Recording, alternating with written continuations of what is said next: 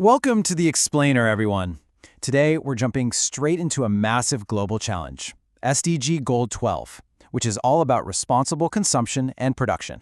As students preparing for university and international careers, this is a topic you're going to face head-on. At its core, this goal is about completely changing how we produce and consume goods to protect our planet. It's about learning how to do more and do better with less. So, let's dive right in with a massive question that global policy experts are trying to answer as we speak. How do we decouple economic growth from environmental degradation? For centuries, growing an economy basically meant extracting more from the earth. More trees cut down, more coal burned. But our planet has hard limits. To ensure a future where everyone can actually thrive, we absolutely must separate or decouple human progress from environmental destruction. To wrap our heads around this, here's our agenda for the life cycle of responsibility we'll be exploring today. First, a planet with limits. Second, managing our natural resources. Third, tackling the waste challenge. Fourth, corporate and lifestyle changes. And finally, conscious global citizens. Let's start right off with Section 1, a planet with limits, decoupling growth and degradation. The reality is, we just can't continue with business as usual. We really have to shift towards sustainable consumption and production patterns. Think about it for a second. Every single thing you buy, wear, and eat requires energy and materials. If we don't change the fundamental patterns of how we make and use things, we seriously risk depleting the very resources that keep us alive. A thriving future absolutely requires a sustainable shift, and it needs to happen right now. Moving right along to Section 2, managing our natural resources, the foundation of efficiency. Now, here's a core academic term you'll definitely want to master: sustainable management. Target 12.2 states that by 2030, our goal is the sustainable management and efficient use of natural resources. What does that actually look like? Well, it means looking closely at our forests, water, and minerals and calculating exactly how much we can use today without leaving the planet completely empty for tomorrow. It's a huge, vital balancing act. So how in the world do we get all 193 UN member states on exactly the same page? Target 12.1 introduces something called the 10-year framework of programs. This framework clearly outlines that developed countries really must take the lead. Because developed nations historically consumed the most resources to build up their economies, they now have a massive responsibility to lead the way and help developing nations adopt sustainable practices. It's a shared global journey for sure, but that initial push has to come from those with the greatest capacity. All right, on to Section 3, tackling the waste challenge, following a product's life cycle. This brings us right to Target 12.4, which introduces the concept of the product life cycle. And when we talk about a product life cycle, we aren't just talking about the time you're actively using it.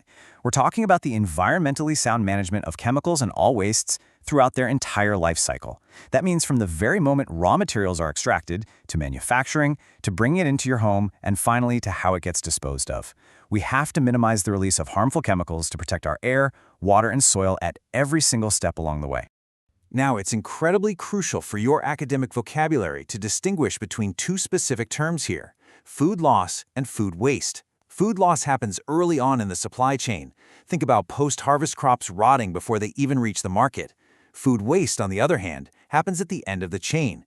That's the food thrown away by supermarkets, restaurants, and let's be honest, by consumers in our very own kitchens. And that brings us to a really massive metric from Target 12.3, 50%. The global goal here is to have, literally cut by 50% per capita global food waste at the retail and consumer levels by the year 2030. Just imagine the resources we'd save. The water, the land, the transportation fuel, all if we just stop throwing away half of the perfectly good food we buy. It's honestly mind-boggling when you think about the sheer scale of what gets tossed out every single day.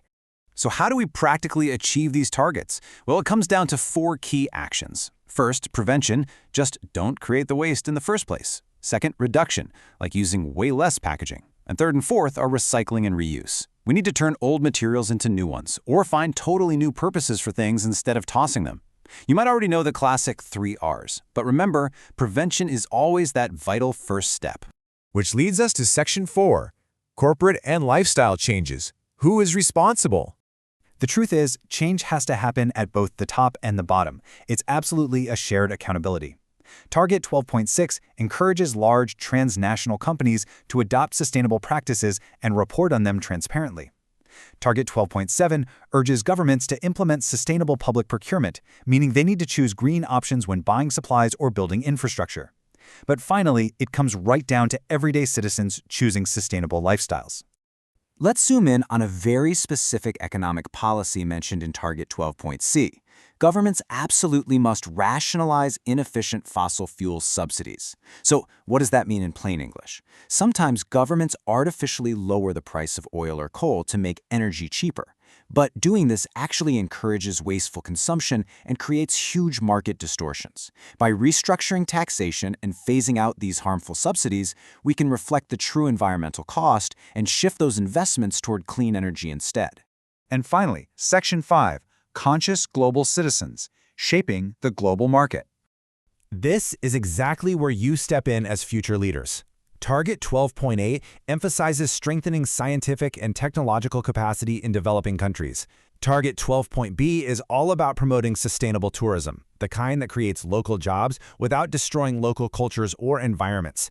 As university students and future professionals, you are the ones who are going to develop this scientific capacity and share relevant information for sustainable development.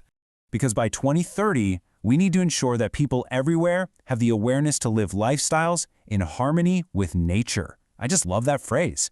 Responsible consumption isn't just about buying less, it's really about thinking more.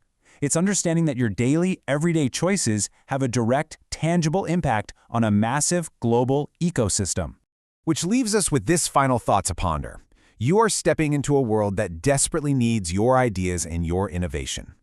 Whether you end up in business, science, politics, or education, your choices are going to shape the global market.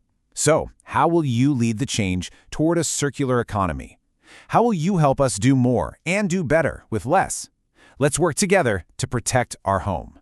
Thank you so much for joining me for this explainer, and keep asking the big questions.